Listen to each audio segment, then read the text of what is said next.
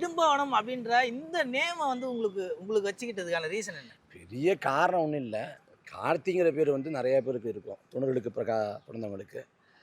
அதனால வந்து முத்துப்பேட்டைன்னு வச்சேன். அப்புறம் இடும்பாவனம்னு ஏதோ இதில் இல்ல வச்சேன். இப்ப அடைமொழின்றது இப்போ அடைமொழி அப்படிலாம் கூட யோசிக்கல. இல்ல ஏன்னா அடைமொழின்றது நீங்க வந்து அந்த அந்த அந்த கல்லூரி காலங்கள்ன்றது யோசிச்சிருக்க மாட்டீங்க. அப்ப அப்பயே நீங்க வந்து பேரை சூஸ் பண்ணி இடும்பாவனம் அப்படின்னு வச்சது. பெரிய திட்டமிட்டு அப்படியெல்லாம் ஒன்றும் செய்யலை. தொடக்க காலத்தில் வந்து அப்போ நமக்கு புரிதல் இருக்காது. நம்ம ஆங்கில தலைப்பெழுத்த வைப்போம். அதுக்கு முன்னாடி புரிதல் வந்த பிறகு கார்த்திகிற பேர் நிறைய பேர் இருப்பாங்கிறதுனால அப்போ நம்ம ஊர் பேரை வச்சுக்கலாம் அப்படின்னு வச்சேன். அந்த சமயத்தில் வந்து ஊர் மேலே வந்து அலாதி பிரியம்.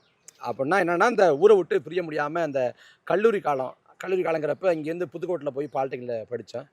அப்போ படிக்கிறப்ப எப்போ ஊருக்கு வரலான்னு ஊர் மேலே ரொம்ப அதீதமான காதல் இருக்கும். அந்த சமயத்தில் ரொம்ப இருக்கும்.